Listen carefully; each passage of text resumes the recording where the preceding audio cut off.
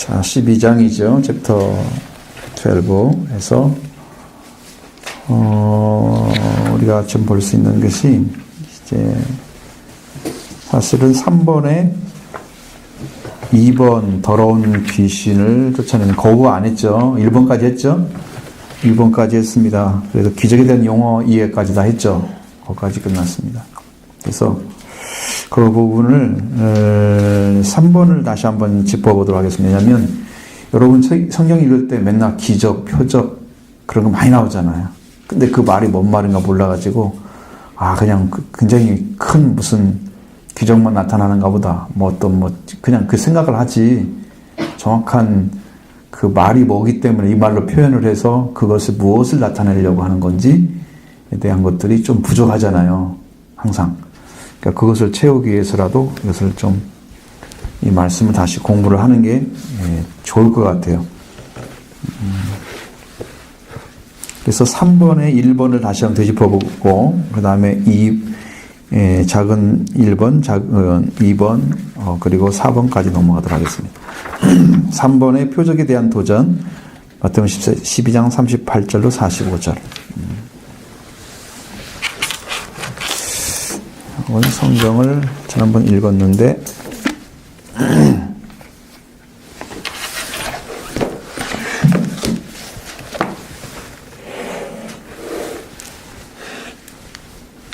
먼저 38절부터 42절의 말씀까지 보겠습니다. 그때의 서기관과 바리새인들 중 몇 사람이 말하되 선생님이여 우리에게 표적을 보여주시기를 원하나이다. 예수께서 대답하여 이르시되 악과 겁나는 세대가 표적을 구하나 선지자 요나의 표적밖에는 보일 표적이 없느니라. 요나가 밤낮 사흘 동안 큰 물고기 뱃속에 있었던 것 같이 인자도 밤낮 사흘 동안 땅속에 있으리라. 심판 때에 니느웨 사람들이 일어나 이스라엘 사람을 정죄하리니 이는 그들이 요나의 변도를 듣고 회개하였으며니와 요나보다 더 큰 이가 여기 있으며 심판 때에 남방 여왕이 일어나 이 세상 사람을 선앙대하리니 그가 솔로몬의 지혜로운 말을 들으려고 땅 끝에서 왔음이거니와 솔로몬보다 더 큰 이가 여기 있느니라. 아멘. 자, 표적을 보여달라고 그럽니다. 표적을. 예수님이 눈물고 벙어리 된 자를 고치셨잖아요. 고쳐서 표적을 보여준 거예요. 서기관들 바리새인들이 만족하지 못하고 거기에 그 고침에 대해서 그걸 통해서 예수님의 목적이나 그런 것을 이해할 수가 없었던 거죠. 자, 어떤 일을 하면 여러분 그것이 무엇을 말하는지에 대해서 생각을 하고 그 다음에 그것을 이해를 해서 그것으로 인해서 해석이 이루어져야 되는데 그것은 안 되고 그냥 예수님이 어떤 확실하게 표현되어지는 하나님께 소속된 하나님의 소속된 자 아니면 신성을 가진 분으로서의 어떤 기적을 나타내 보여달라고. 여기는 이제 셈의 예언을 가리키는 거거든요. 하는 것에 너무 목매여 있는 거야. 목매여 있기 때문에 이 사람들이 가지고 있는 생각들은 주님의 행하신 일 하나하나를 보고 깨닫는 게 아니고 자기들이 원하는 것을 받아가지고 알려고 하고 그것으로도 만족 못하면 안 믿고 그렇게 하는 거예요. 그럼 한국 교회 스타일은 어떨까요? 우리가 가지고 있는 우리 교회들 스타일도 보면 자기에게 만족한 것을 주면 열심히 믿고 주님이 원하시는 걸 주면 잘 안 믿고 그게 한국 교회도 마찬가지예요. 그럼 성경에서 해로운 욕심도 있다고 그랬잖아요. 우리가 수요일에 말씀 전한 것처럼 해로운 욕심도 있는 건데 자기 욕심에 딱 맞고 마음에도 그냥 그 본능적으로도 맞고 그러면 잘 믿고 그렇지 않고 하나님의 뜻에 맞는데 자기 뜻을 안 맞으면 안 믿고 그러는 거잖아요. 선택을 자기가 하는 거지. 그래서 믿음이라는 세계는 자기가 선택하는 게 아니고 주신 것을 믿는 거예요. 성경도 마찬가지예요. 예수님도 마찬가지고 예수님도 하나님이 보낸 자이기 때문에 그를 믿어야만 되는 거예요. 그게 하나님의 일이거든요. 내가 믿고 안 믿고를 결정할 수 있는 조건이 없어요. 성경은. 근데 자기가 결정하면 결론은 뭐가 되냐면 그 결정을 무효화시킬 때까지는 깨지지 않는다는 거죠. 자기 고집, 그런 생각들이 그걸 붙잡고 있기 때문에 이제 그 말씀과 관계없이 삶을 살아야 되는 거죠. 그럼 언제 깨질까? 그걸 내려놓으면 깨지죠. 그 생각 안 내려놓고 끝까지 자기 방법대로 믿겠다? 안 깨지죠. 그게 모순이 되는 거예요, 신앙에서.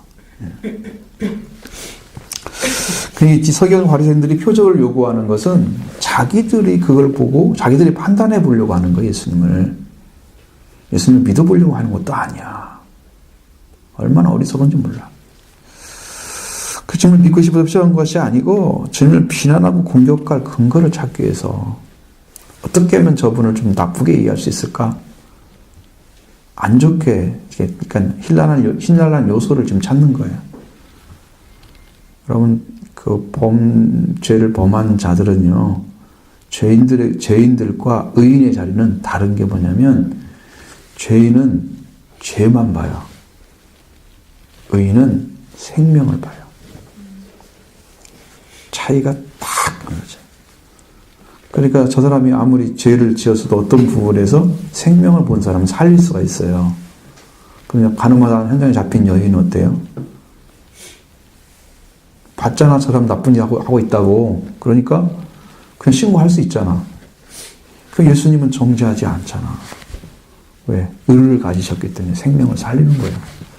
근데 바리새인들 데리고 와가지고 모세의 불편이니까 돌로 치라고 당신은 뭐라고 하겠습니까? 막 이렇게. 꿀로 가르치는 거잖아요. 죄만 봐요. 용서를 받은 적이 없기 때문에 죄만 보이는 거야. 용서를 받은 사람은 의가 보이니까 의를 가지니까 생명이 보이는 거야. 그러니까 여러분은 뭘 보고 계시는지를 한번 살펴보세요. 나는 뭘 중심으로 살아가는지, 이제.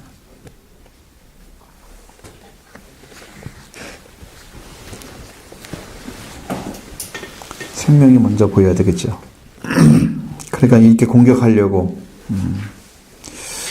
우리가 기도원 같은 사람은 2번이나 하나님을 이렇게 표적으로 구하잖아요. 그 믿기 위한 것이었잖아요.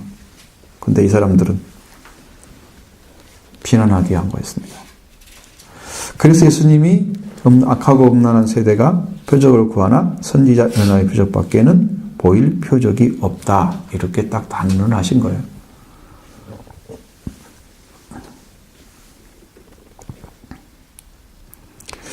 그것이 뭘 얘기할까? 주님은 한 가지 표적을 약속을 하셨는데 그 요나의 표적이라고 말씀하시고 그것은 그 표적을 통해서 무엇을 보여드려서 믿게 하려고 하는가. 예수님의 죽으심과 부활이 곧 요나의 표적이에요. 요나의 표적은 미리 보여준 거예요. 예수님이 사흘 동안 물고기 뱃속에 있다가 다시 살아난 것이 예수님이 죽고 부활한 것과 같은. 그래서 요나의 표적은 대부분 다 알고 있을 테니까 그 이야기를 해준 거야.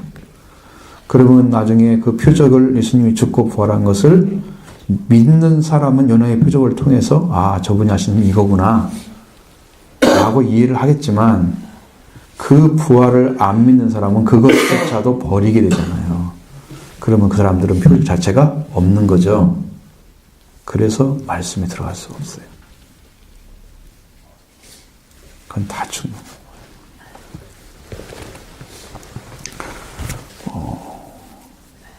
거예요. 부활 사건이 그렇게 중요한 거예요. 죽고 부활한 것이 예수님이 보일 수 있는 표적이었어요. 최대의 표적이었어요.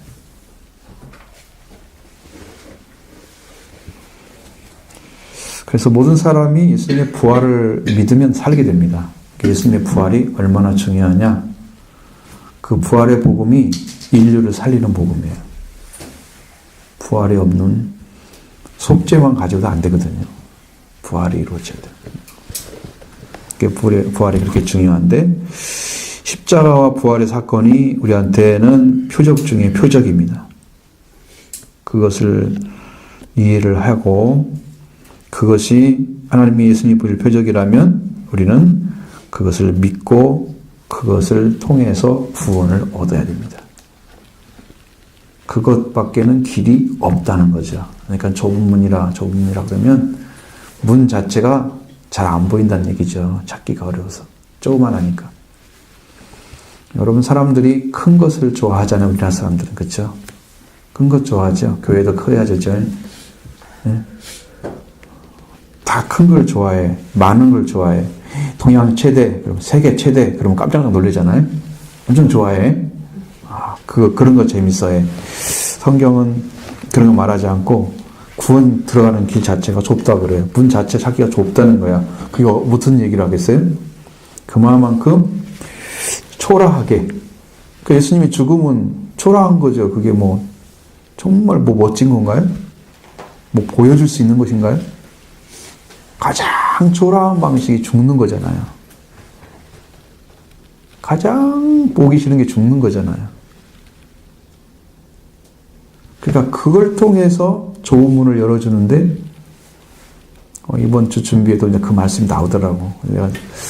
그래서, 여러분들이 이 복음만 잘 이해하면 들어올 수 있는 길이 다 지금 열려져 있는데, 그 한 단계를 못 뛰어넘어간다는 걸 내가 보고 있거든요. 그것만 딱 뛰어넘어가면 주님의 구원의 손이 딱 붙을 일 받아요.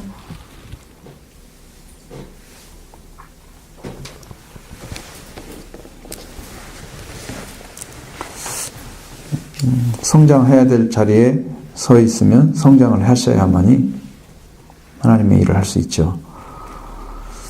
자, 유대인들은 표적을 구하고 이방인들은 헬라인들은 지혜를 구했습니다. 그러나 바울도 뭐라고 그랬어요? 우리는 뭐만 전한다고요? 십자가만 전한다고 그랬잖아요. 그러니까 말씀만 전하고 있으면 사람들이 싫어하죠. 십자가의 도 이런 얘기하고 있으면. 근데 여러분들이 바울의 심령을 잘 알지 못할 수도 있지만 실제로 그 영적으로 그 말씀이 이해가 되고 완전해지잖아요, 내 안에. 그러면 그 말씀 자체 그냥 이렇게 우리가 읽는 정도가 아니에요, 느낌이. 그걸 들으면 실제로 여러분의 구원이 와요, 영적으로. 꼭 씨가 떨어지는 것처럼 진짜 생명의 역사가 일어나요. 그러니까 말씀은 살아있는 거예요. 살아있으면서 생명 속에 들어가서 아주 온갖 일을 합니다. 말씀의 능력이. 사람의 속에 들어가면은 혼과 영과 그러면 뭐예요? 그 영적인 부분이잖아요. 관절 골수는 육적인 부분이잖아요. 그러니까 영과 육을 다 꿰뚫어 버릴 수 있는 능력을 가지고 있다는 거예요. 말씀이. 얼마나 강력한지. 그래서 그 말씀 한번 제대로 딱 찍히잖아요. 그러면 그 무릎 꿇게 돼 있어요. 그렇게 강력해요. 말씀이 약한 게 아니고 이제 그 말씀을 역사가 일어나려면 여러분도 말씀을 받을 수 있는 영적 위치가 찾아져야 되는 거예요. 그것이 안 찾아지면 말씀의 역사가 안 일어나는 거죠. 왜냐하면 예수님 말씀 자체가 성령이시고 내가 준 말은 영이요 생명이라 그랬잖아요. 예수님이 영을 주신 거야, 말씀으로. 그러니까 살아있는 거예요. 근데 그런 걸 줬는데 누구나 듣고 다 영이고 생명인 게 아니거든. 어떤 사람은 육으로 받고 예수님이 떡을 5,000명, 500여를 딱 해주니까 그 사람들은 뭐 하러 왔어요? 예수님 딱 진단을 뭐라고 그랬어요? 저 사람들은 배고픔을 해결하기 위해서 생명을 얻기 위해서 영생을 위해서 온 게 아니다. 그건 육으로 받은 거예요. 영으로 받은 사람은 예수님의 말씀이 지금 이 생명의 이게 떡이 뭘 위해서? 우리의 생명을 위해서 주는 생명을 가지고 오신 그 예수님의 빵을 우리가 먹어야 되는구나. 그걸 아는 사람은 영으로 받은 사람들이야. 그 대부분 사람들은 다 육으로 받았잖아요. 그리고 썩어질 양식을 위해서 일하지 말라고 했으니까 말씀하시는 거지. 그러니까 진리는 여러분이 영으로 받지 않으면 이게 다 뭐가 되냐면 지식으로 끝나버리는 거지. 영으로 받으면 생명이 됩니다. 구원을 받는 진리의 능력이 여러분 나타나는 거죠. 그것이 이제 던져지면 돼요. 그 말씀이. 저는 이제 그런 걸 경험을 해봤기 때문에 다 알아요. 그런 부분에서. 자, 유대인의 역사는요, 성경 전체가 많은 부분에서 기적적인 일들이 엄청 많았죠. 많기도 하고, 그 하나님께 베푸신 가장 기적은, 하나님이 그들을 사랑하신다는 거죠. 예수님이 이 땅에 오셔서 가장 큰 기적을 나타내는 것은 사랑 때문이었어요. 생명을 사랑하기 때문에 기적을 베푸신 것이었어요. 죽고 부활하심도 생명을 구하기 위해서였어요. 그 사랑의 기적을 보지 못하고 자기들이 원하는 건 뭔지 모르지만 그냥 다른 표적을 구하고 있는 거죠. 그러니까 이게 난립돼 있는 거예요. 이것도 좀 주면 좋겠고 저것도 주면 좋겠고 다 자기가 원하는 것들 좀 만족시켜주면 좋겠어. 뭐 내가 상상했던 것들 이상으로 뭐 새로운 것들 좀 갖다 주면 좋겠어. 그런 생각을 하는 거예요. 사고가 그렇게 한쪽으로 치우쳐 있다는 거예요. 신앙이. 그럼 무슨 일이 벌어지겠어요? 그러면 그런 사고를 갖게 되면 신앙으로 들어가지 않고 이제 기적을 요구하는 쪽으로 딱 서서 표적을 구하겠죠. 그러면 유대인과 똑같은 신앙이 우리 안에 이루어지는 거예요. 여러분이 주님을 만족시켜 드리려고 하셔야 되지 나를 만족하게 하려고 하면 안 되는 거야.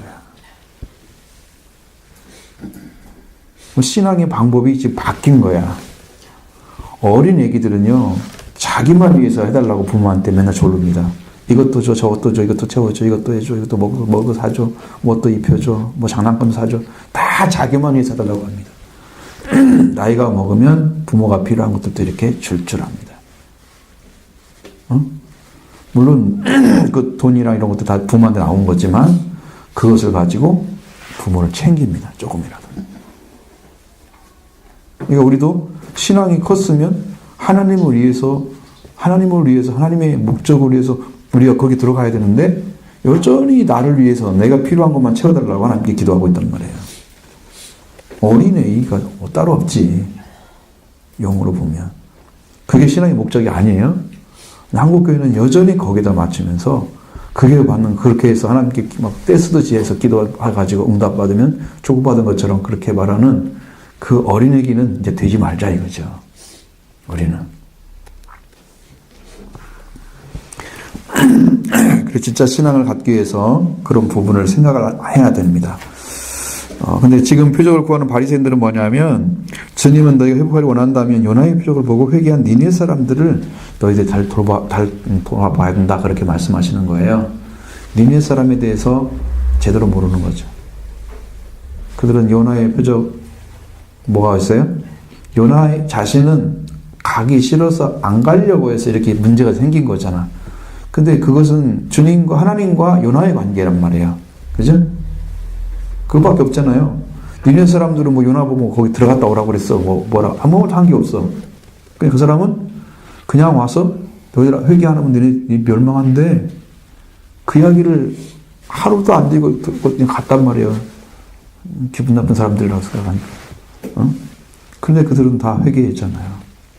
망한다는 소리가 그렇게 크게 들릴 수가 없죠. 짐승까지 다 그 밥을 굶겼대요. 금식시켰대요. 얼마나 제대로 들어왔으면 마음에 동물까지도 밥을 주지 말고 우리 하나님께 엎드려야 된다. 그렇게 요나가 한 것처럼 너희들도 지금 돌이켜야 되는데 요나의 표적인데 내가 지금 온 것이 나는 요나보다 작은 사람이 아니야. 요나보다 더 큰 사람이야. 더 큰 네가 여기 와 있다.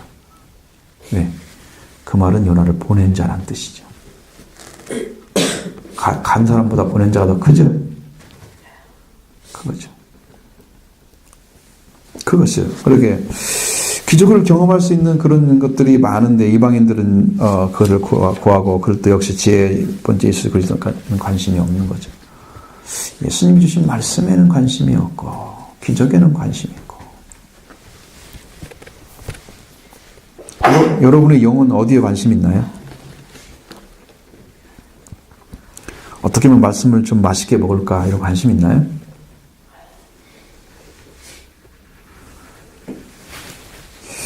자, 많은 사람들이 예수님의 말씀에 귀를 기울이지 않는 그건 뭐냐면은 이유가 뭘까? 그것은 세속화됐기 때문입니다. 진짜 돈이 많은 사람들은 주식도 해야 되고, 또 조금 여유 있으면 스포츠 광이 돼서 해야 되고, 또 모임도 엄청나게 많잖아요. 세상이 많죠. 그런 것에 뭐 정치, 인터넷, 뭐 게임, 뭐 수없이 많은 것들, 응? 모여서 그런 짓 하고. 그런 쯤에 말씀에는 관심이 없어요. 뭐 여러분이 뭐 이렇게 해서 특별히 큰일을 하지 않더라도 여러분이 집에 있으면서도 별로 그렇게 주님을 향해서 한 거 없잖아요. 여러분 생각이 사고가 시간만 있으면 내가 하나님 말씀 보고 기도하고 이래야 되겠구나 이렇게 안 되고, 사고가 쉼만 있으면 뭐 TV 보고 뭐 재밌게 놀다가 이제 시간 되면 이제 성경 공부하고 이렇게 생각하는 거지. 왜? 지금 휴식 시간이야. 하나님은 맨날 쉬고 계셔. 그래서 하나님한테 맨날 휴식하시라고 그러는 거야. 졸리지도 않고 은혜 달라고도 않고. 응? 하나님을 놀리지 말자. 하나님이 일하시도록 하자. 그게 선지자들이 얘기했어요. 예루살렘 바수건들아, 여호와가 이 예루살렘을 지키도록 너희들이 부르짖어라. 깨어있는 사람만 할 수 있는 거죠. 그 요나법의 표적을 말씀하신 거, 또 그 다음에 남방여왕이라는 분이 찾아와서 이게 솔로몬을 만나는 장면이 나오거든요, 성경에. 거기도 솔로몬의 지혜를 보고 찾아온 거죠. 지혜의 소문을 듣고. 여러분, 솔로몬의 지혜가 누가 준 거야? 하나님이 주신 거야. 솔로몬이야? 근데 솔로몬은요, 왜 그가 그렇게 비틀어졌냐면 나중에 그걸 하나님이 준 것이 아니라 자기 것으로 생각을 한 것 같아. 그러니까 주신 분을 잃어버리는 순간 자기가 주인이 되는 거죠. 나는 보냄받았는데 종인데 종이 거기 가가지고 주인이 되는 거야. 주인과의 관계를 잃어버리는 순간 그게 되는 거야. 그러니까 내가 올 때까지 주님은 뭐라고 하세요? 지혜고 충성된 종이 칭찬받는다는 말씀이 나오잖아요. 네.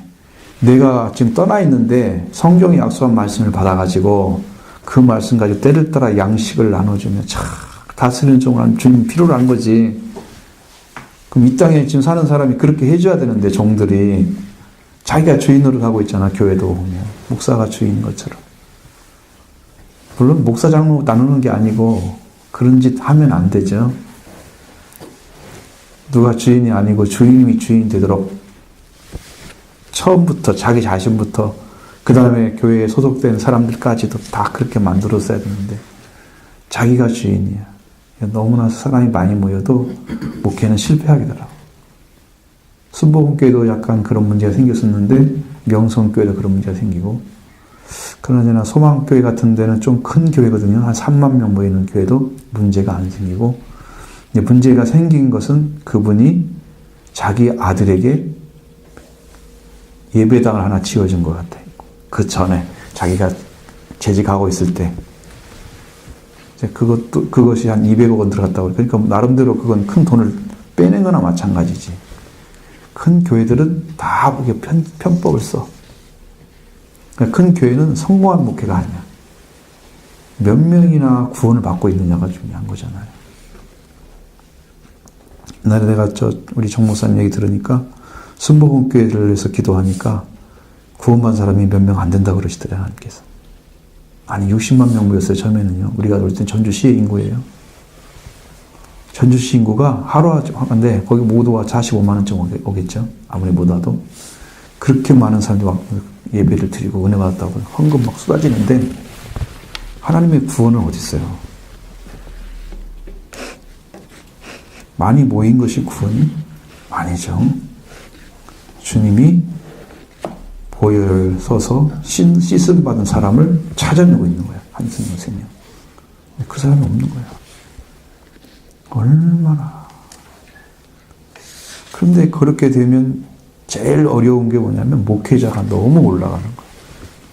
여러분 5천 명만 모이는 교회 가도요, 목회자가요, 하늘처럼 올라가 있어요. 왜? 부목사들, 장로님들이 막 그렇게 안 하면 교회가 이끌어지지가 않는 거예요. 이 사람이 왕처럼 굴리면 아래가 돌아가. 시스템이 안 돌아가는 거야. 그러니까 이분이 강력한 카리스마를 써가지고 막 움직여야 돌아가는 거야. 밑에까지.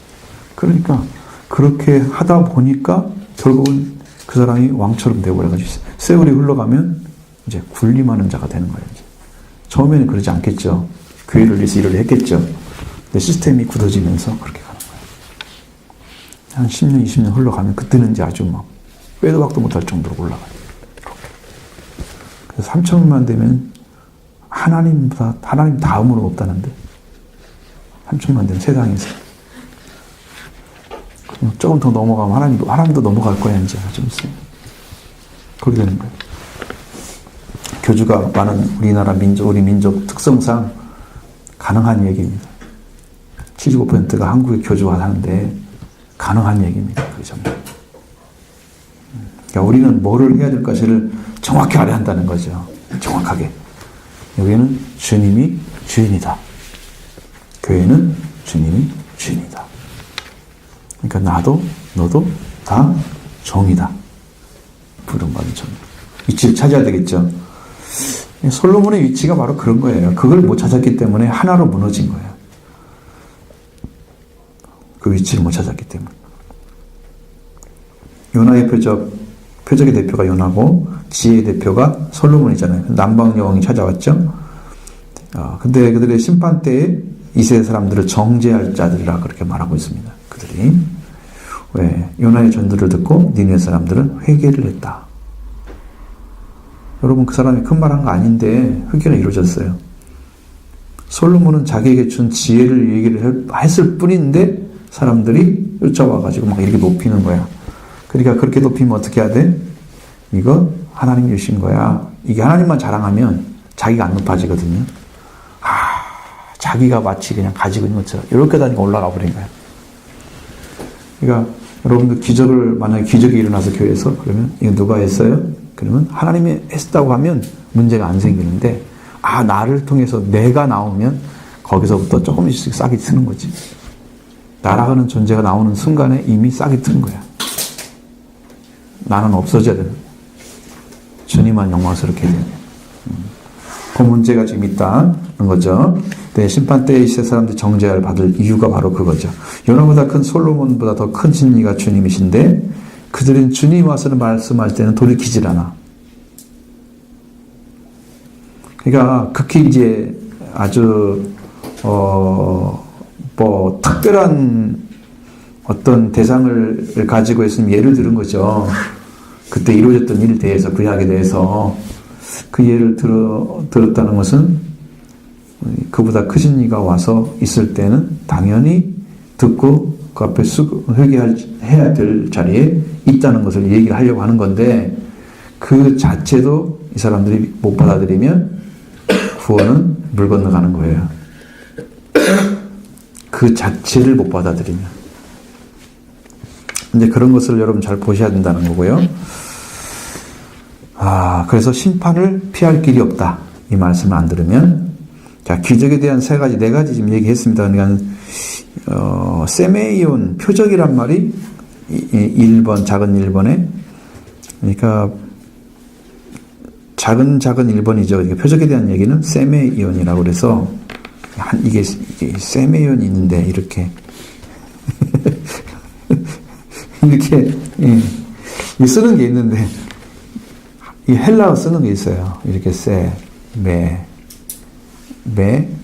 이옷 하나 쓰고, 온. W자도 이게 오메가잖아요. O가 긴 O자를 써갖고 N을 쓰는 거야. 뉘라고 해서. 세메이온.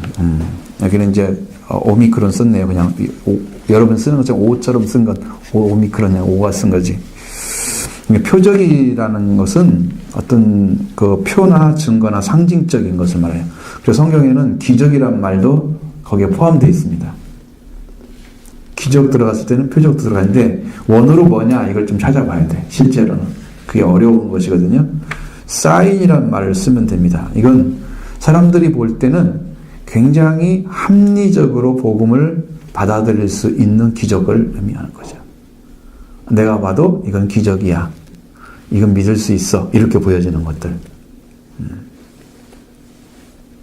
받아들일 수 있도록 만들어주는 거예요. 그 기적을.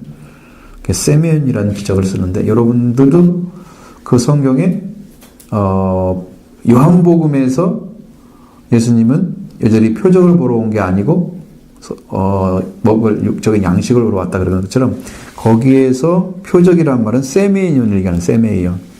그러면 그들이 그걸 보면서 무엇을 이해해야 되는 기적인가를 말씀하신 거였어요. 그럼 예수님이 생명의 빵을 가지고 오셔서 나눠주고 있는 분인 걸 그걸 보고 알아야 된다는 건데 그걸 못 봤다는 거죠. 눈이 하나 감겨졌기 때문에 육적인 방식으로 썩을 양식만 구하러 왔지 영생을 구하러 온 게 아니야. 그러니까 하나가 감겨지면 그 다음에 그 사람은 영생을 얻을 수가 없게 되는 거죠. 이 하나를 못 뛰어넘으면 신앙도 항상 거기에서 걸려갖고 넘어지는 거야. 여러분 이걸 영으로 받아들이셔야 돼요. 근데 그 받아들이는 훈련이 안 되는지 모르지만 그것을 못 받아들이는 거야. 지금 여러분들 그게 어렵다고 생각하는 게 아니고 그건 믿음으로 받아야 되는 거예요. 자, 그냥 예수님은 생명의 빵을 주러 오신 분이다. 이렇게 믿어야 된단 말이야. 그것을 뭘로 보여줬다? 우병료로 보여줬다. 그게 표적이었다. 근데 그렇게 안 받아들이기 때문에 이 사람들은 썩을 양식을 받으러 온 거고 우리는 그걸 보면서 영생의 양식을 찾아야 된다. 그리고 한 단계 뛰어놀려면 뭐 해야 돼요?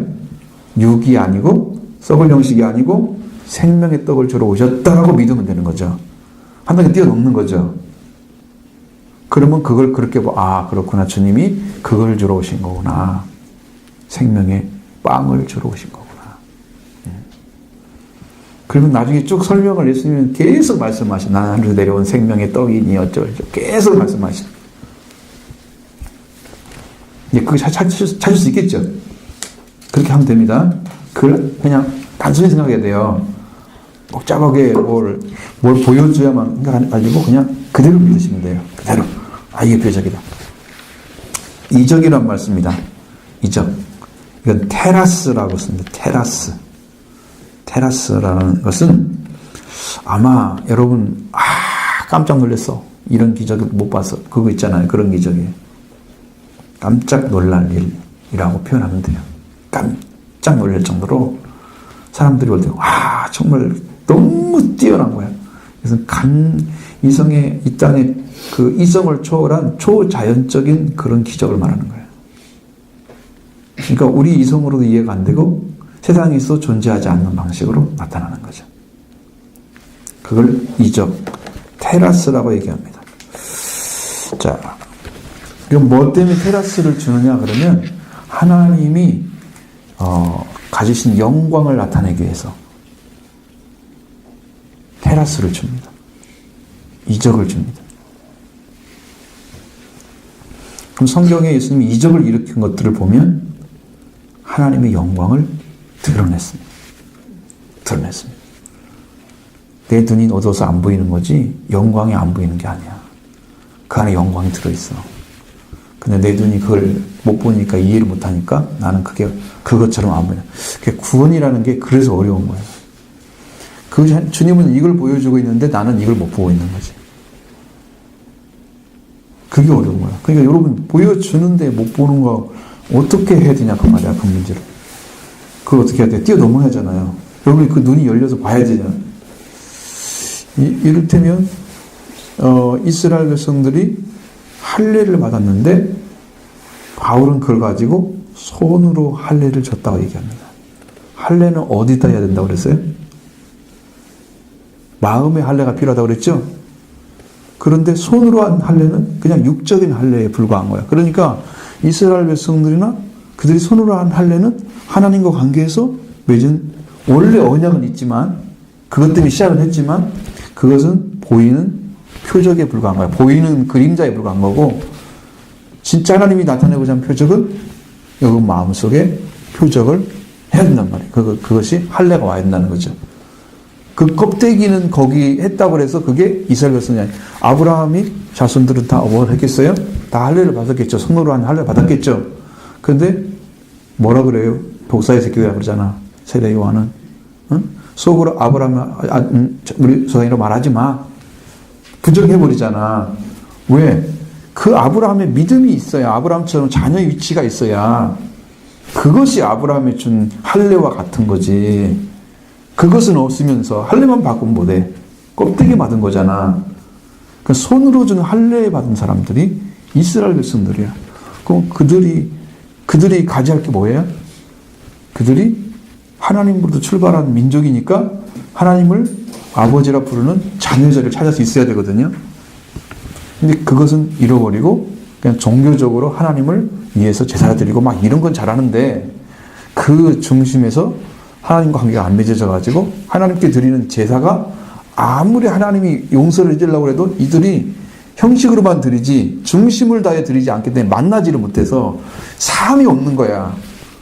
그러니까 일반 믿지 않는 사람이나 똑같은 자리에 있는 거야. 사실은 제사는 드리고 손할례는 하지만. 그러니까 너희는 똑같이 들어가. 이스라엘 백성들과 이방인들이 똑같이 들어가는 하나님과 같은. 난 할 얘기가 너무 많은데 여러분 난 저 성경만 가지고 한 5시간 하면 좋겠어요. 그냥 들을 사람이 없겠지만 아니 진짜 이거 안 돼. 왜냐면 이해를 못해. 이렇게 여러분에게 이렇게 자연스럽게 얘기해주면 알잖아. 근데 설교를 통해서 몇 번 딱 하면 쑥 지나가 버리잖아. 전혀 이해하지 못한 상태로 쑥 지나가면 다른 것도 이해가 안 돼. 연달아 이해가 안 돼갖고 성경 전체를 이해 못하는 경우가 나오는 거야. 하나를 놓치면 다 놓치잖아, 사실은. 그쵸? 중간에 끊어지면. 그러지 않기 위해서, 그래서 이제, 근데 이것은 또, 이제, 탈무드를 만들어 놓고 또 개마라 만들고 막 그 성경에 나온 그것처럼 해석집을 만들어 갖고 또 설교를 또 해석해주고 이런 거 못하니까 공부를 통해서밖에 못해요, 말을. 이런 얘기를 해줄 수 있는 방법은 없어요. 자, 테라스 이제 그렇게 해서 하나님의 초자연적인 역사입니다. 그러니까 이 인간의 이성을 초월한 초이성적인 방식으로 나타나는 기적. 테라스. 권능은 뭐라고 그랬습니까? 권능.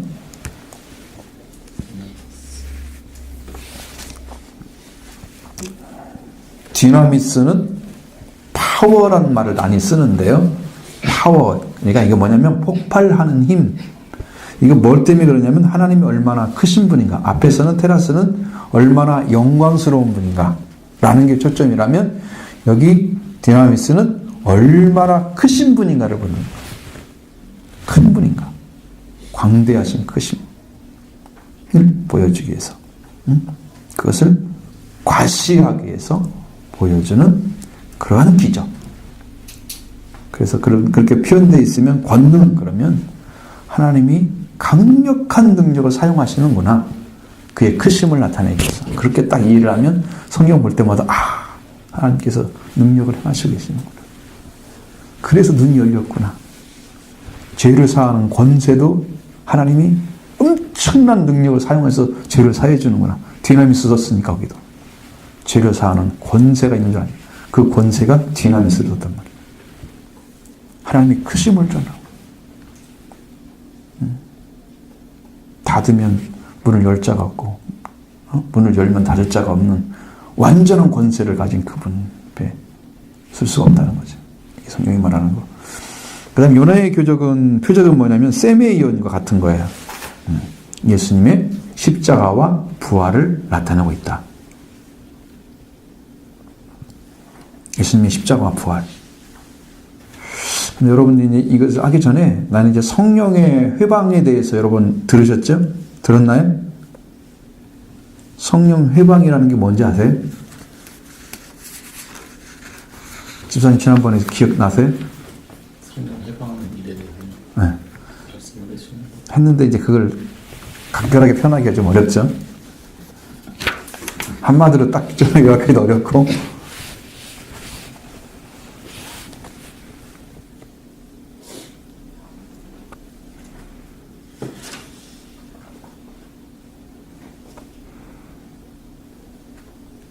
상당히 이제 그 단어 자체는 회방죄라는 단어는 상당히 고의적인 게 들어있어요.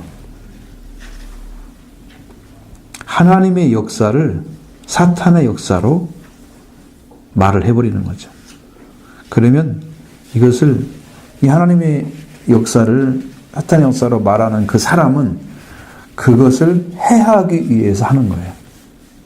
하나님이 하신 것이 너무 명백한데도 불구하고 그걸 하는 거예요. 그러면 하나님의 성령을 반항하고 하는 것을 대해서 아주 작정하고 고집 부리는 상태가 되면은 그게 성령 해방자가 되는 거예요. 성령이 하신 일에 대해서. 아무 때나 뭐 조금 잘못해가지고 이해를 못해가지고 했던 그런 성령 해방죄에 들어가지 않아요. 우리가 이거 잘못됐구나. 그리고 딱 내려놓잖아요. 고집 부리지 않죠. 근데 그걸 고집을 부리는 거야. 작정을 하는 거야. 이건 하나님 역사가 아닌 걸로 만들기 위해서. 다르죠? 그래서 성령 해방죄, 성령 모욕죄는 플러스 페이마라는 단어를 쓰는데 해하기로 말한 그 의도를 가지고 말하는 거, 해할 의도를 가지고 말하는 거. 그 자체가 해방죄에 들어가는 거예요. 이것도 이제 굉장히 중요한 문제이기 때문에 좀 사실은 짚고 넘어가려고 했었거든요. 근데 여기를 하다 보니까 바로 넘어가게 되는데. 자, 그 다음에 작은 2번. 3번, 1번에 바리새인들과 서기관들의 표적 했죠. 그 다음에 2번.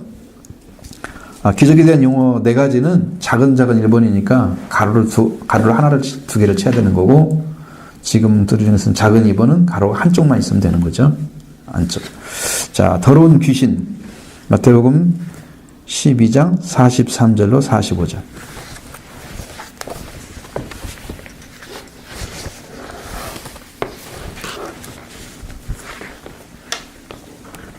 한번 읽어볼까요?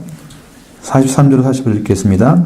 더러운 귀신이 사람에게서 나갔을 때에 물 없는 곳으로 다니며 쉬기를 구하되 쉴 곳을 찾지 못하고 이에 이르되 내가 나온 내 집으로 돌아가리라 하고 와보니 그 집이 비고 청소되고 수리되었거늘 이에 가서 저보다 악한 귀신 7을 데리고 들어가서 하니 그 사람이 낮은 형편이 전보다 더욱 심하게 되느니라. 이 악한 세대가 또한 이렇게 되리라. 아멘. 자, 여기 말씀을 더러운 귀신인데 선지자들도 이스라엘 백성들에게 회개하라고 많이 외쳤습니다. 그러면 여러분 그 회개하라고 하는 그 외침에는 무엇이 어떤 말씀이 작용해서 회개하라고 했는가? 그러면 대부분이 신명기의 말씀입니다. 그래서 신명기가 엄청 중요합니다. 구약에서. 하나님이 어떻게 명령하시잖아요? 그 명령을 가지고 너희들이 죄 범했다. 회개하라. 이렇게 말씀하고 하는 거거든요. 대부분 다 그건 나오고 미래에 대한 것들은 예언적인 거예요. 그건 우리가 해석할 수 없죠. 거기서는. 왜냐하면 그건 예수님 시대에 이루어져야 할 일이기 때문에. 또 예수님이 오셔서 다시 재림 후에 이루어질 일도 있습니다. 예언서에는. 많이 다르죠? 대부분 책망을 했어요. 에스라, 느헤미야 때도 학개, 스가랴, 말라기 이런 선지자들이 회개를 외쳤습니다. 메시아로 오신 예수님을 영접하도록 하기 위해서 그들이 계속해서 회개를 외치는 거예요. 그러나 구약에서 예언이 성취돼서 예수님이 오셨는데 그렇게 많은 선지자들이 얘기를 했어도 그들은 받아들이지 않았다는 거예요. 회개의 말씀이 외쳐져서 마음에서 회개하려고 하면 보통 일이겠어요? 그냥 안 되죠. 그래서 역사적으로 보면 이방인 이스라엘이 바벨론 우상 숭배로 인해서 포로에 돌아올 때에 그 사람들은 옛날 지배에서는 벗어났지만 그 후에 예수님이 오셔서 그들에게 하나님 나라를 소개했을 때 바리새주의가 그때 예수님 때는 어떻게 6천 명이 있다고 그랬었죠. 그렇게 많은 사람들이 활동하고 있었기 때문에 그들에 의해서 예수님이 오신 말씀 듣지 못하고 영적 황폐가 일어난 상태로 왔기 때문에 거기서 부흥이 일어나지 못한 거죠. 그래서 그렇게 만들어졌기 때문에 그 상태가 바로 귀신들이 거하는 처소가 된 거예요. 여기 지금 귀신의 처소를 지금 얘기하려고 그러는 거예요. 무엇이 귀신의 처소인지. 야, 귀신이 거하는 집은 뭐다? 회개하지 않은 심령이다. 말씀을 들었어도 회개하지 않으면 더 큰 귀신들이 더 점령할 수 있겠죠.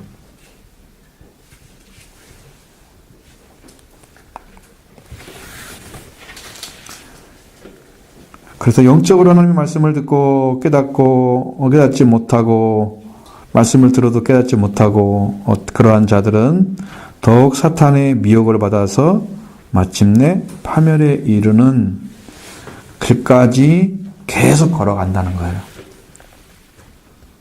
그냥 끝까지 간다는 거예요. 그럼 사탄에 미혹된 상태가 계속 가가지고 계속 가서 결국 멸망을 당한다는 거죠. 예수님의 이 비유가 바로 그것을 말하고 있는 거죠.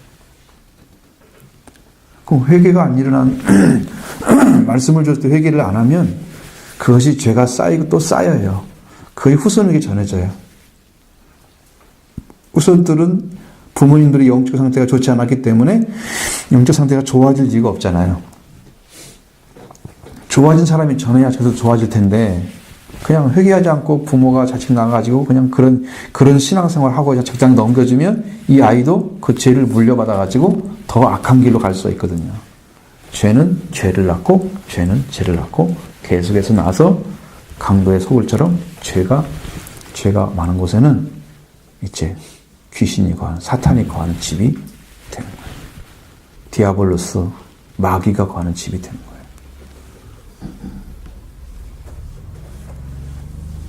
그러니까 왜 우리 집안이 그렇게 귀신이 많았는지 몰라. 과거에 우리 집에 그래가지고 점쟁이들이 끊임없이 왔어요.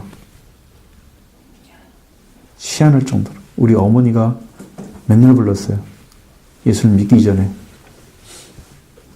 진짜 아주 좋지 않은 집안이었나 봐요. 그 집안 자체 흐름이, 핏줄이. 그걸 예수님으로 끊어버렸어요. 내 대에서 끊어지고, 그 다음에 내 윗대 어머니, 아버지가 이제 아버지가 구원을 받고 가시고, 이제 어머니가 남으셨잖아요. 핏줄이 좋지 않은 것들은 예수님의 그 축복으로 저주를 끊어버려야 돼요. 그러니까 예수님의 피를 통해서 십자가의 능력이 어떤 능력이냐면 여러분 막혔던 그런 것들이 있잖아요. 그걸 십자가에서 예수님이 완전히 아주 가혹하게 살해를 해버렸다고 나오거든요. 그러니까 얼마나 강력하게 예수님이 죄 그리고 관계 끊어진 것에 대해서 미워하느냐 그러면 근데 우리는 그렇게 생각하지 않죠. 예수님이 고난을 당하셨다라고 얘기하는데 근데 복음서에는 그렇게만 나와 있지만 서신서를 보면 전혀 다른 성격이에요. 이방인과 유대인들이 막혔던 담들을 가지고 있는 그래서 유대인들은 이방인들에 대해서 짐승처럼 취급하면서 적의를 가지고 있어요. 적대시하는 마음, 적의. 이방인들도 니네 그렇게 하면 나도 너희들도 우습게 볼 거야. 그리고 적대시하는 마음을 또 가지고 있어요. 그래가지고 서로가 그러고 있는 거예요.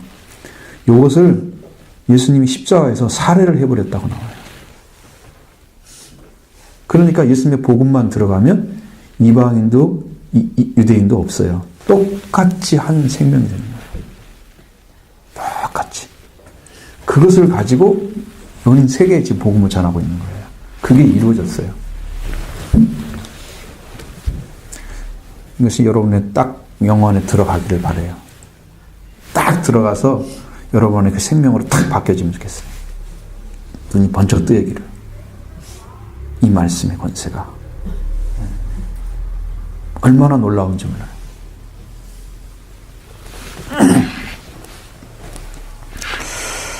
자, 그러니까 여러분 이게 지금 귀신이 나가고 들어오고 막 이렇게 나오잖아요. 이것은 영적인 상태를 지금 얘기하는 거예요.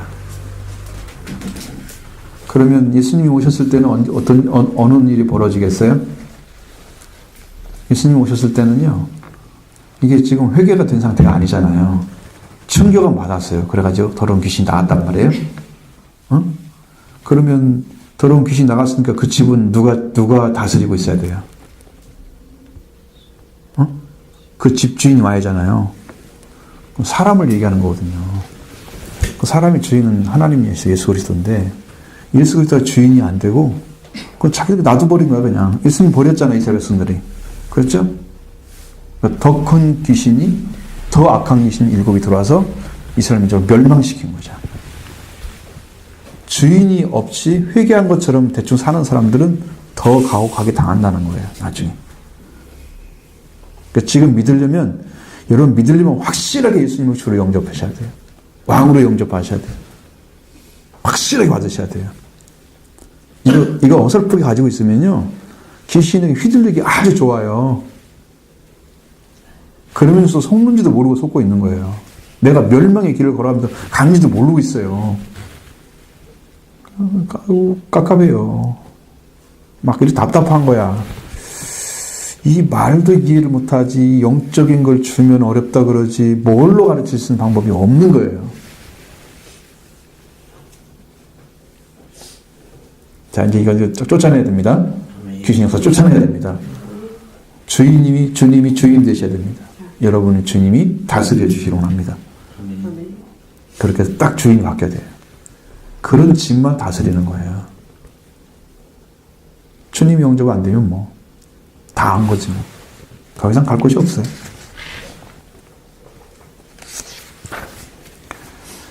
자, 마지막 4번입니다. 챕터 12에서 4번. 혈통 가족의 도전. 마태복음 12장 46절로 50절. 혈통 가족의 도전입니다. 자, 46절부터 50절의 말씀을 같이 읽어보겠습니다. 예수께서 우리에게 말씀하실 때에 그의 어머니와 동생들이 예수께 말하려고 밖에 섰더니 한 사람이 예수께 여짜오되 보소서 당신의 어머니와 당신들의 말하라고 나이다. 어떤 사람에게 대답하여 이르되 누가 내 어머니이며 내 동생들이며 하시고 손을 내밀어 자들을 가리켜 이르시되 나의 어머니와 나의 동생들을 보라. 누구든지 하늘에 계신 내 아버지의 뜻대로 하는 자가 내 형제요 자매요 어머니니라 하시더라. 아멘. 유대인들이 예수님을 예수님에게로 완전히 예수님으로부터 돌아섰습니다. 이제는 뒤로 돌아서 있는 거예요. 처음에는 이제 조금 같이 싸워가지고 이렇게 해가지고 자기들 원하는 거 얻어내려다가 예수님 주질 않잖아요. 전혀. 끔찍하지 않잖아요. 표적도 연합교육이 안 주죠. 아무것도 안 주죠. 그들이 원하는 걸 해주는 게 아니고 예수님 하나님 뜻대로 해주는 거예요. 그러니까 전혀 그들과 관계없는 일이 되어버렸어요. 그러니까 그들은 얻을 것이 없어요. 이제 마음이 돌아서기 시작했어요. 그는 예수님을 바알세불의 힘을 입고 기적을 베푸는 자라고 그렇게 말을 했습니다. 생각이 그렇다는 거예요. 주님은 이제 이 복음과 하나님 나라를 위해서 거절하는 악한 무리를 포기하시고 이 땅에 세워진 하나님 나라의 전진기지인 교회를 말씀하려고 합니다. 그것이 뭐냐면 13장에 나오는 거예요. 이제 이 땅에서는 안 되니까 예수님이 이제 뭘로 보여지냐면 비유로 얘기해 주는 거예요. 비유로.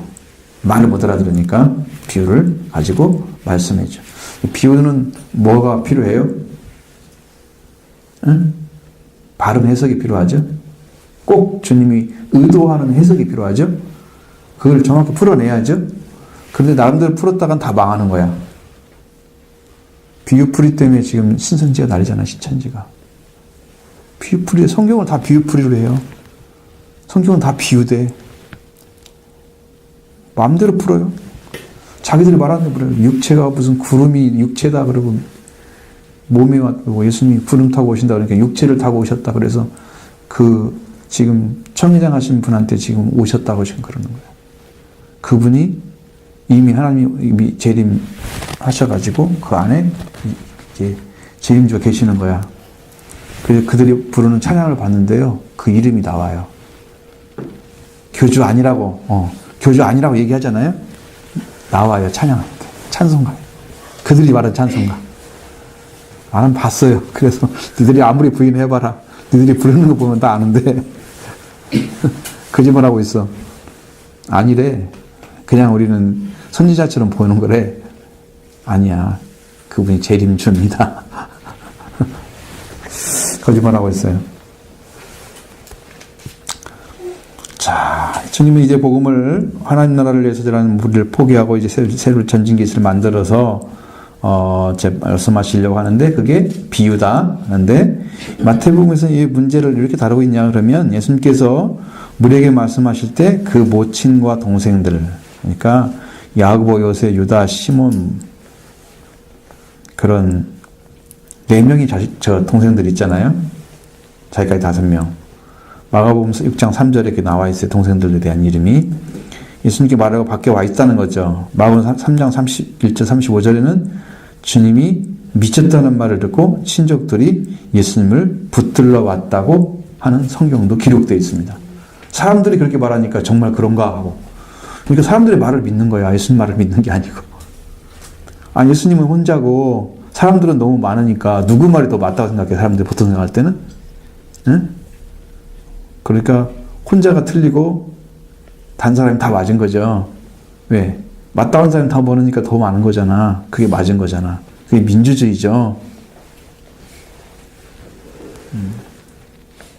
민주주의는 하나님 뜻을 제대로 실현할 수가 없습니다. 그러면 하나님이 다스리면 끝나는데 하나님 다스리도록 내어주는 집안이 있느냐, 나라가 있느냐? 없잖아요. 그래서 이걸 불가능한 거죠. 그 예수님은 누가 내 모친이며 동생들이냐, 내 어머니며 동생들이냐 이렇게 말하고 있습니다. 자, 손을 가리키면서 왼으로 가리키면서 딱 이야기하기를 여기 내 어머니와 동생들이 있다 이렇게 합니다. 그 어머니와 동생들처럼 그 하나의 뭘 얘기하는 가족을 얘기하는 거잖아요. 어머니와 가족, 동생들은 가족을 얘기하는 거거든요. 그러면 누구든지 하늘에 계신 내 아버지의 뜻대로 하는 자가 내 형제여 자매여 어머니이니라 그렇게 되는 거예요. 하나님의 하늘에 계신 내 아버지의 뜻대로 하는 자. 이 말은 뭘 포함하고 있냐면 이미 하나님의 뜻을 알고 살아가는 사람이 내 어머니라는 거죠. 내 형제라는 거죠. 뜻대로 한다는 것은 이미 하나님의 뜻을 받아들인 사람들이에요. 그러면 사람 뜻을 받아들인 사람이 누구라는 얘기를 하는 거예요, 지금? 제자들을 말하는 거잖아. 예수님이 하나님께 온 자인 것을 받아들이면. 근데 나중에 받아들여요. 요한복음에서 그게 잘 나와 있어요. 받아들여요. 이제 밝히 말씀하시면 우리가 믿겠습니다라는 얘기가 쭉 해요. 놀라우게도 발전을 해요, 제자들이. 예수님을 발견을 해요, 나중에 누군가를. 이제는 우리가 묻지 않고 당신이 누구로 온가를 알았다고 얘기해요. 이제 믿어진다고 말을 해요. 이게 변화된 거예요. 예수님이 누군가를 발견된 거예요. 그러면 하나님이 보내신 자를 믿는 게 하나님의 일인데 제자들이 그걸 찾아냈단 말이죠. 하나님이 보내신 자를 믿는 일을 찾아낸 거예요. 그래서 예수님을 통해서 이루어지는 구원을 쫓아가야 될 근거가 만들어진 자들한테는. 그럼 여러분의 신앙도 열심을 내라, 회개하라. 아무리 얘기해도 내가 열심을 내야 할 이유가 뭔지 회개할 이유가 정확하게 알아지기 전까지는 그게 헛말이야. 나는 모르겠는데 어떻게 해야 되는 거야? 마음에서 일어나질 않아. 그게 뭔지를 모르니까. 그러니까 은혜를 받는 길밖에는 없는 거야. 하나님이 깨우쳐줘야 그 무슨 말인지 알고 내가 뭘 해야 되지? 내가 왜 열심을 내야 되지? 그게 알아지는 건데 혼자 내가 안 알아지니까 나는 못하겠어. 자기가 어떻게 신앙을 찾아가? 어떻게 예수님 찾아가? 하나님을 요청을 해야지 하나님께. 이거 어떻게 해야 됩니까? 하나님은? 살 수 있도록. 나 길 열어달라. 말씀대로 살 수 있게 해달라고. 스스로 찾아갈 수 방법이 없는 거란 말이죠. 하나님이 가르쳐 줘야 된다는 거예요. 결론.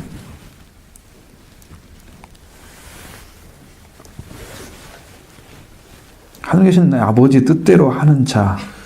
그러니까 예수님이 하나님의 뜻을 가지고 왔잖아요. 하나님의 뜻을 행하러 오셨거든요, 이 땅에. 하나님의 뜻을 이루어 드린 분이 예수님이세요. 그러니까 그 예수님을 바르게 이해하고 받아들여서 쫓아가는 사람이 곧 하나님의 뜻대로 하는 자예요. 그러니까 예수님을 제대로 영접하고 받아들인 것 자체만으로도 그 사람들은, 그분들은 이루어지지 않았어. 그러니까 구원이 완전히 뭔지 모르고, 성령의 역사가 뭔지 모르고, 하나님 말씀이 깊이가 있는 것이 뭔지 모르고, 그걸 알지 못하지만 그들은 지금 받아들였단 말이에요, 예수님. 그거 하나만으로도 이미 시작된 거야. 하나님의 뜻대로 행하는 자의 일이 시작된 거야. 그러니까 그 제자들을 향해서 얘기를 하는 거지. 여러분, 신앙이라는 그 시작이 되어야 뭔가 나오잖아요. 믿음도 여러분이 가질 때, 이게 이렇게 해야 되는 거구나. 그게 뭔가 길이 있어. 확실하게 알면, 그 다음 삶을 살기 위해서 내가 발버둥 친다고. 실제 마음에서 움직이는 거거든요. 이게 성령의 감화가 오는 거죠. 더 움직이면 감동이 되는 거죠. 막 움직이면 확. 더 강력해지면 충만이 오는 거죠. 충만이 와야 복음을 전할 수가 있어요. 내게 넘치도록 부어져서 내가 충분하게 증거할 수 있게 되는 거죠. 감동은 움직이게 되지만 완전한 건 아니에요. 감화는 마음에서 그게 그렇구나. 이거 내가 해야 되겠네. 이렇게 되죠.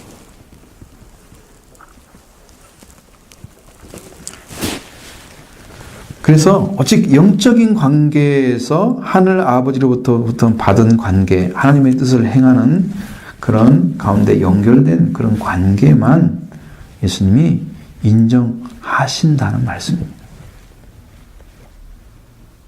아버지와 관계가 연결돼서 만들어진 사람만 하나님의 뜻대로 하는 자라고 예수님은 인정하겠다는 거예요. 자기가 아무리 주장해봤자 그건 아무것도 아니야. 자기가 그렇게 한다고 해서 하고 있는 게 아니거든요.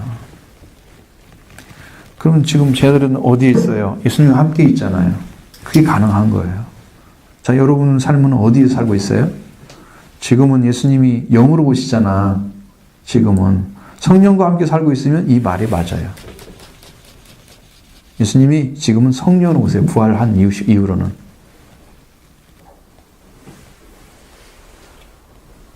그러면 아버지 뜻대로 하는 자야, 우리가. 제자들이 될 수 있는 거예요. 옛날에는 육으로 계셨기 때문에 예수님과 함께 있었으면 그게 가능한 얘기였어요. 지금은 성령으로 오셔서 가르쳐 주는 거예요. 예수님이 구주다.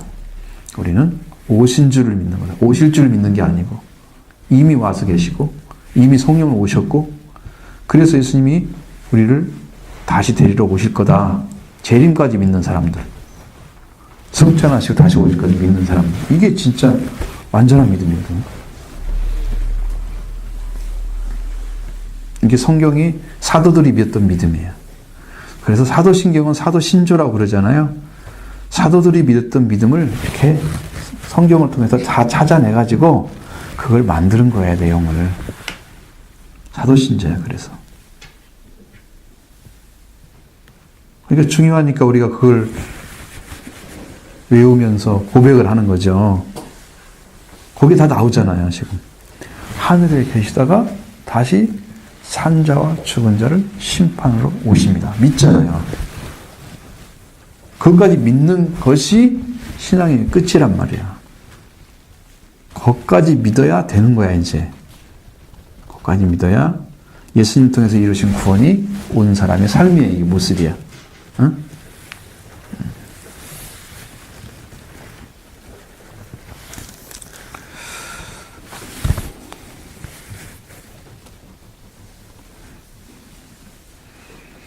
그러면 예수님의 제자, 지금 찾아온 예수님의 가족들은 어떻게 될까요?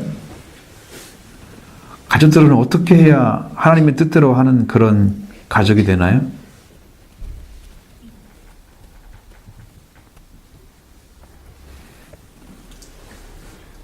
회개하고 예수님을 믿어야죠. 형님이라고 믿으면 안 되겠죠? 육으로 믿으면? 저 내 형님이야. 맨날 부르던 형님이야 집에서. 나 뭐 그분이 어떻게 그분이 우리를 구원하겠어? 이렇게 믿으면 이제 끝나죠. 육으로 왔다는 사실만 믿는 거죠. 육신이 된 것만. 그 안에 계신 하나님을 못 보는 거죠. 예수님 분명히 신성을 가지셨고 인성을 가지셨는데 인성만 보는 거죠. 그 인성을 가지고 계신 주님만 공격하는 사람들이 바리새인들이잖아요. 영을 이해를 못하니까. 그러니까 네가 인간이니까 바알세불을 지펴서 귀신을 쫓아냈다가 막 그렇게 욕을 해도 자기들은 정당하다고 생각하는 거야. 너는 인간일 뿐이야. 너는 하나님이 아니야. 그러니까 하나님을 부정하니까 인간이니까 그렇게도 된다고 나와요. 그런데 예수님은 성령을 통해서 하고 계시니까 성령 무독자 됐겠죠? 구원받지 못하겠죠? 이제 천국 가서 한번 확인해 보세요. 진짜로 지금 거기 가 있는지 바리새인들 시험 이 성경대로 분명히 안 되는 거죠. 그래서 하나님의 뜻 안에 들어가야 돼 이 사람 그 가족들도. 그리고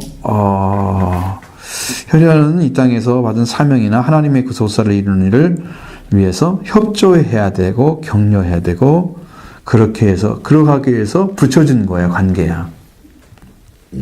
동역자의 관계와 마찬가지예요.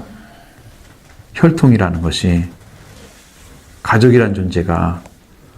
왜냐하면 이 땅에서 죽으면 다 관계가 다 깨지잖아요. 내가 아무리 남편이었어도 내가 죽으면 누구 남편 될 수가 없잖아. 이제 끝이잖아. 그러니까 하나님 나라 가면 내가 남편이 아니야. 그 사람 남편이 아니야. 나는 그냥 형제로만 있는 거지. 그냥 사람이야, 사람. 천국에는.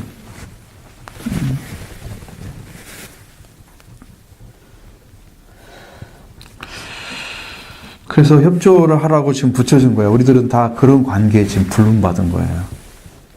그거 하라고. 얼마나 중요한 존재인지 아시겠죠? 그리고 오히려 그렇기 때문에 그 관계 때문에 오히려 반대하고 대적을 받는다면 그런 궁일의 대상이 되고 전대 대상은 될 수도 있지만 그러나 교통의 관계나 동역자의 관계는 되지 못한다는 거죠.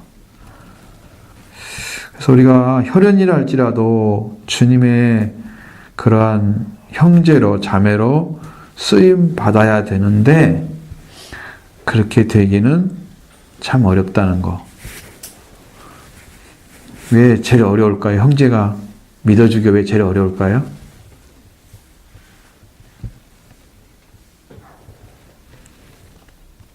나는 내가 생각할 때는 마리아나 요셉이 말을 해주지 않은 것 같아. 형에 대한 이야기들을. 제대로 말을 해줬으면 저분이 하나님께 보내서 천사가 와서 이렇게 얘기했다.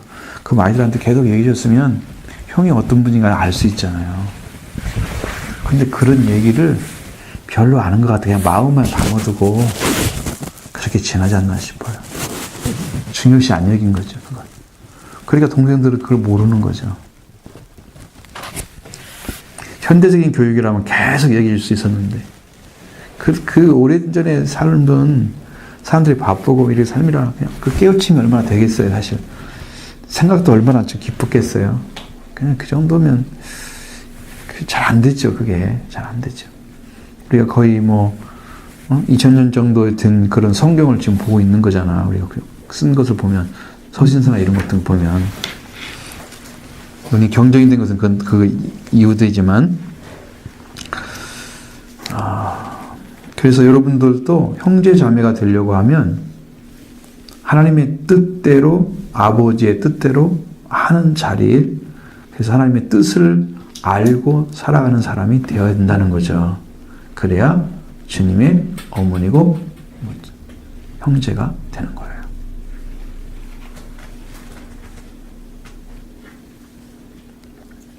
그러니까 아무나 형제라고 막 하고 그거 큰소리 치면 안 되죠. 나도 교회 다니니까 뭐. 네. 그 하나님 뜻을 알 수 있는 관계가 만들어진 사람들은 여러분 성경을 통해서 다 하나님의 사는 방식, 하나님을 믿고 살아가는 방식을 전부 찾아내요. 삶의 모델을 찾아내요. 성경을 통해서. 그러니까 삶이 질이 다른 삶을 살아줘야 되는 거예요. 사실적으로 말하면. 그러면 그 사람은 하나님의 뜻을 아는 사람이에요.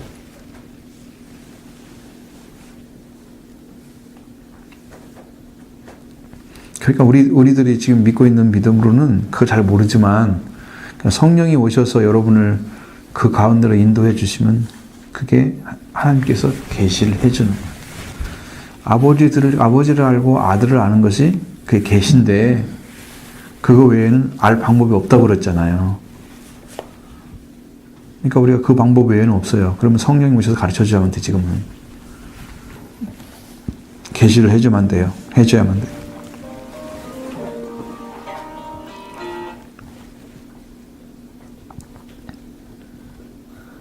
중요한 전화면 받으세요.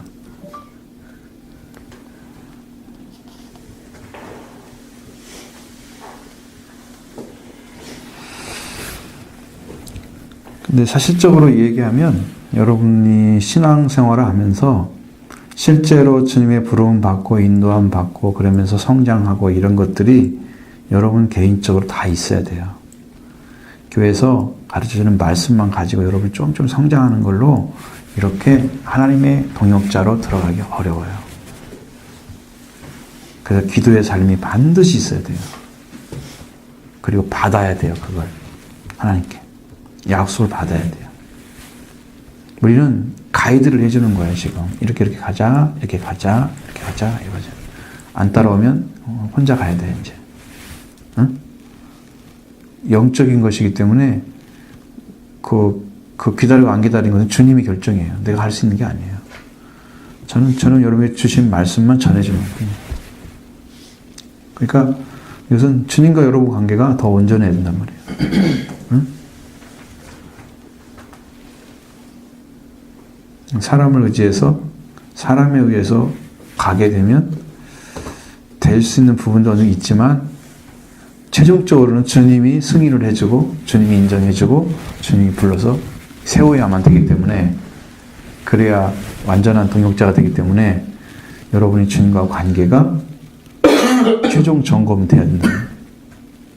교회는 이제 말씀을 배울 때 이 말씀을 배울 수가 있지만 성경을 통해서 성령을 통해서 말씀 배울 수 있지만 최종적으로 하나님 관계에서 이게 딱 찾아지지 않으면 이것은 내가 부정확한 상태를 가지고 있기 때문에 왜 주님과 나와 관계에서 내가 그것을 확인한 적이 없다고 하면 나는 부정확한 관계를 가지고 있는 거예요. 그럼 여러분이 주님이 딱 말씀하시고 음성이나 아니면 분명히 약속 말씀을 들어서 딱 주셨으면 이게 내가 생각할 때 그때 주신 말씀이 있어. 음성이 들려왔어. 분명히 말씀하셨어. 이게 근거가 돼가지고 내가 믿을 수가 있는데 그것도 없이 그 다음에 자 그것이 이루어졌다고 해보자. 자 음성을 들렸다가 말씀이 딱 성경 구절에 와서 정확하게 내한테 와서 나한테 있어. 그러면 그 다음에 뭔 일이 벌어져야 될까? 그 다음에 어떤 일이 안 벌어지면 그건 가짜야. 귀신도 사탄도 우리에게 말해줄 수 있어요. 무서운 게 그것은 선지자 노릇하고 다 그런 사람들 있잖아요. 귀신 쫓아내고 이렇게 권능행하는 사람들이 예수님이 모르는 일을 하고 있었어요. 그들도 말씀 받았다고 얘기하고 그들도 능력 행했다고 예수님한테 고백했어요. 주님의 이름으로 했다고. 근데 주님은 모른다 그랬어요. 어떻게 할 거예요? 그러면 주님이 모르는 말씀을 어떻게 전했을까요?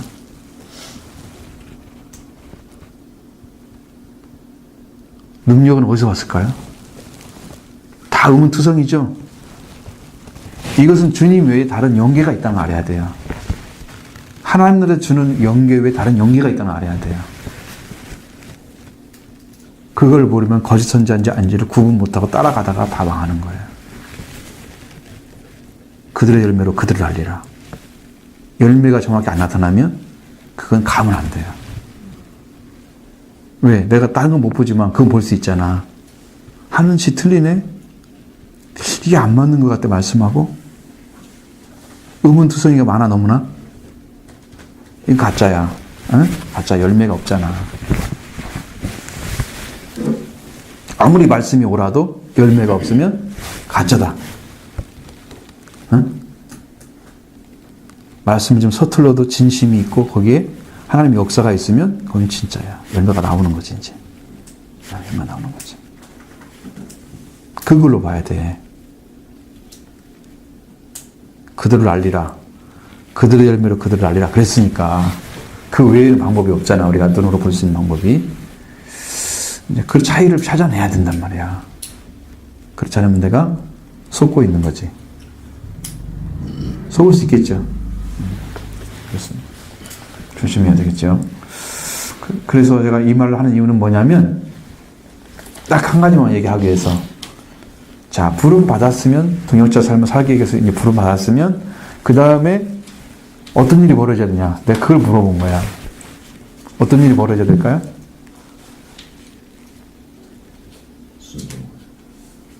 본인에게는 순종해야 되지만 그렇게 순종하고 하는 삶을 과정을 통해서 어떤 일이 벌어져야 돼? 응? 그 사람에게 그 내적인 영적인 어떤 부분이 어떤 변화가 와야 될 거 아니야. 불렀는데 아무 일도 없어. 그럴 수는 없는 거지. 씨를 뿌렸는데 열매가 아무것도 안 나와? 그건 말도 안 되는. 그건 밭이 아니잖아 그건. 씨가 가짜든가, 어? 밭이 다 그냥 씨를 다 죽였다든가, 뭐 문제가 있는 거지. 그건 있을 수가 없는 일이잖아. 그럼 어떤 일이 벌어지냐면, 여러분 안에 반드시 새로운 역사가 나타나야 되는데, 그것이 말씀을 통해서 여러분의 영적인 변화나 성장이 반드시 와야 됩니다. 그것은 다른 말로 말하면 주님의 인도하심을 받는 거야. 그런 일이 안 벌어지면 내가 스스로 하고 있는 거야, 지금. 나는 생각할 때 나는 주님을 더 의지해.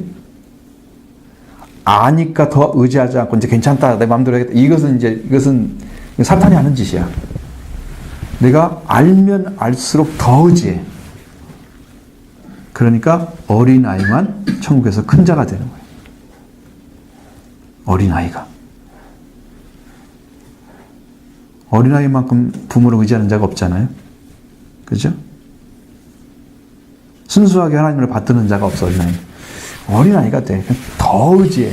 그러니까 나는 더 성장을 해. 더 온전해져. 응? 근데 나는 더 어린아이가 되는 거예요. 영적인 상태는 어른이죠.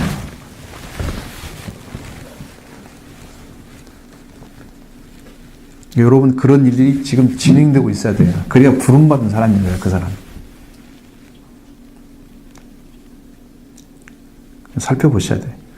성장이 안 되고 말씀 잘 못 알아듣고 항상 그렇게 있으면 아까 처음에 말씀드린 것처럼 한 단계를 뛰어넘지 못하는 그 부분이 계속 잡고 있는 거거든. 자, 영과 육은 차이가 분명히 있죠. 주님의 오신 말씀은 영이고 생명이다. 육은 무익하니 그러시면서 예수님은 육의 말씀을 준 것이 한 번도 없어요. 다 영의 말씀을 주신 거예요.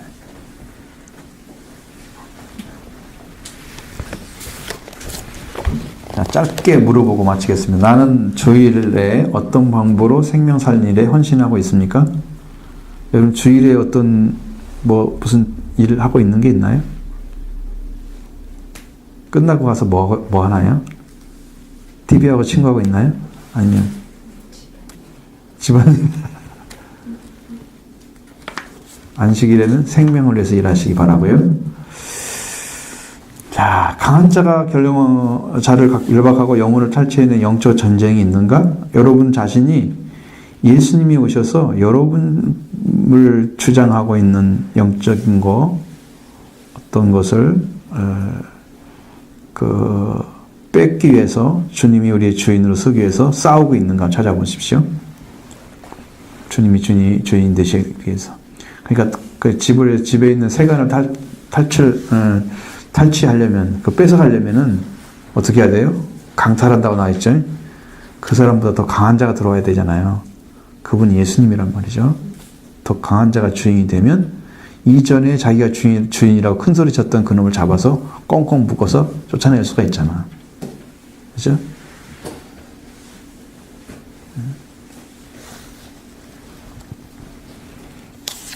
자, 세 번째. 나는 누가 나의 형제이며 자매인가? 내게는 마음을 같이하여 주의 사역을 감당할 형제 자매가 있는가? 몇 가지를 물어보네. 나는 주님의 형제로 자매로 인정받을 수 있다고 생각하는가? 한 가지만 물어봐야 되는데 세 가지를 물어보네. 누가 나의 형제요 자매인가? 누가 형제요 자매예요? 여러분에게. 예수님 말씀하신 것처럼 비춰보시면. 그리스도 안에서 믿음 생활 같이 하시는 것. 그럼 교회에 있는 사람밖에 없네.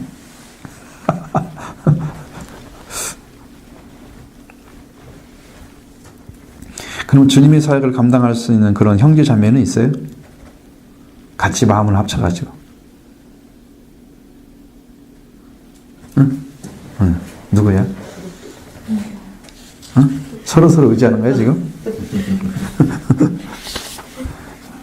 아니, 성경에 세 사람만 내놓으면 뭐해도 주님 함께 하신다고 그랬어. 정말 모이면 되잖아 그렇게. 그죠? 나는 주님의 형제로 자매로 인정받을 수 있다고 생각하는가? 생각이 되어집니까? 인정받기까지는 좀.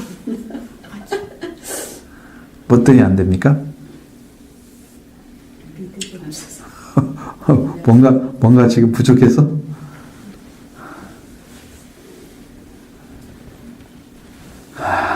그러면 이제 하늘에 계신데 아버지의 뜻대로 해야 된다 그러는데 그 아버지의 뜻이 뭘까요?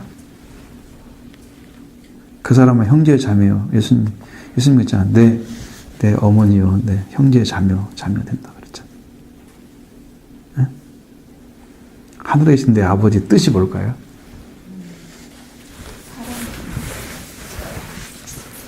응?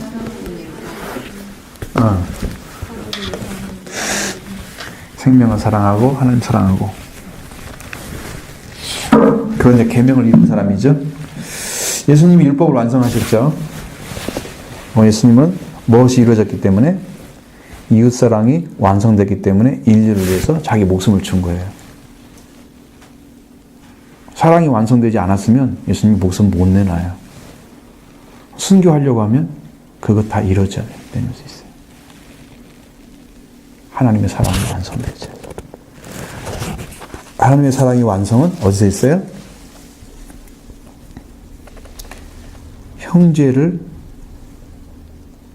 형제의 사랑이 완성되면, 형제가 서로 사랑이 완성되면 거기가 하나님 사랑이 완성되는 거예요. 그게 최종이에요. 그냥 하나님과 나하고 관계가 좋으면 하나님 사랑이 이루어진 것처럼 생각하는데 거기에 끝이 아니고 그게 시작이라니까.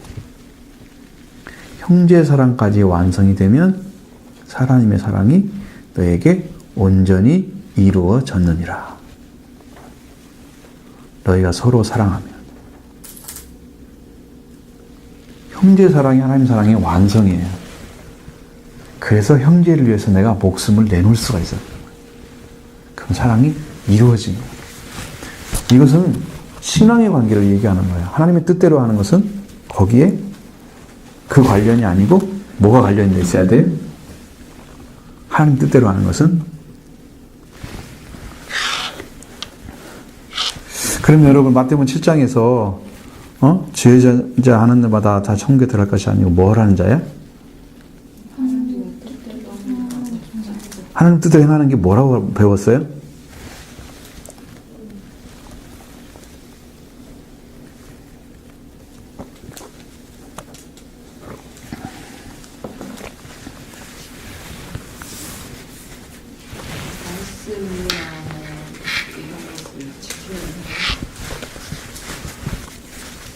지금 예수님이 지금 하고 있는 일은 뭘까요? 그 당시를 생각해 보면. 그러니까 예수님이 전파하는 일. 그렇죠. 그게 아주 중요한 부분인데, 자, 예수님은 지금 무엇 때문에 그 명령, 그렇게 와서 그거 하고 있어요, 그 일을? 사람들이 그 율법만 지키고 하나님의 마음이나 뜻을 알지 못하니까 그것을 알려주려고 가르쳐 주려고. 하나님이 원하시는 것은 율법을 지키는 것이 아니라 그것을 뛰어넘어서 형제를 사랑하는 것이, 그러니까 뭐 예를 들어 뭐 이스라엘 백성들만 사랑하는 것이 아니라 이방인들도 그 사랑을 해야 된다라는 것들을 알려주시기 위해서. 거기까지는 말씀하시기가 힘들지. 근데 저도 지금 여기에서 하늘에 계신 내 아버지의 뜻대로 하는 자가 내 형제요 내 자매고 내 어머니다라고 했는데, 여기에서 형제나 자매나, 그렇다면 이 형제 자매가 주님을 믿고 영접하시는, 그러니까 그리스도 안에서의 우리가 형제님 자매는 모르잖아요. 이런 분들을 가리키는 건지, 아니면 믿지 않는 자들이라도 이렇게 다 포함시켜서 말씀하시는 건지. 여기서 좁게 바라봐야죠. 좁게 바라봐야는데. 바라보는 것은 교회 안에서 믿음의 아니, 예수님 말씀하신 것은 지금 제자들을 얘기하는 거고, 거기서 얘기하는 것은 그 제자들이 하나님의 뜻을 어떻게 알았냐는 문제가 되는 거지. 하나님 뜻대로 하고 있는 게 뭐냔 말이야. 지금 하나님 뜻대로 행하는 자? 무엇을 하나님 뜻대로 행하는 거예요? 그래서 어떻게 예수님이 형제 자매 모친이라고 얘기해요? 어머니라고? 제자들이 무슨 뜻을 행하고 있기 때문에 그 얘기를 했을까? 여기서 그러면 아버지의 뜻이 무엇인지가 궁금하신 거예요? 그거 질문하시는 거예요? 아버지의 뜻이 뭔지? 아니지. 지금 하나님의 뜻을 행하고 있다고 하는 것을 제자들이 얘기했잖아요. 가르치면서. 그래서 예수님이 하나님이 보내신 분이심을 믿는. 그렇죠. 그 고백이 나와야 돼요. 그 예수님을 따라가는 자체가 하나님 뜻을 지금 하고 있는 거야. 그게 어려운 게 아니야. 그죠? 예수님을 믿는 거. 그렇지. 그냥 단순해, 거기는. 예수님이 하나님의 보낸 자인 것을 믿고 받아들여서 따르고 있기 때문에 하나님 뜻대로 하고 있는 거야, 지금. 그 사람만 형제 자매 모친이 된다니까, 어머니 된다니까.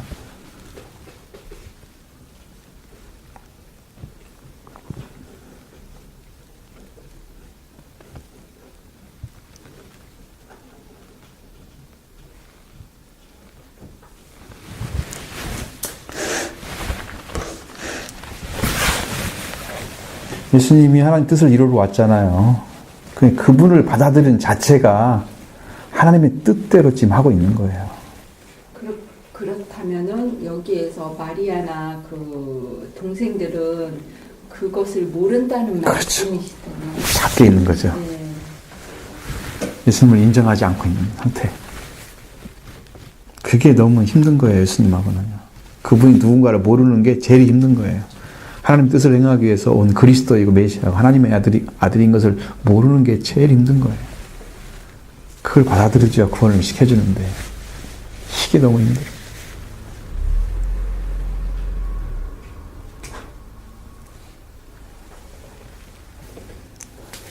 그거 하나만 찾아도 여러분 굉장히 큰 거 찾은 거야. 진짜 그게 뭔가를 알아야 되거든. 진짜 뭔가를. 하나님의 뜻대로 하고 있는 예수님 영접한 자체가 이미 하나님 뜻대로 하고 있는 거예요.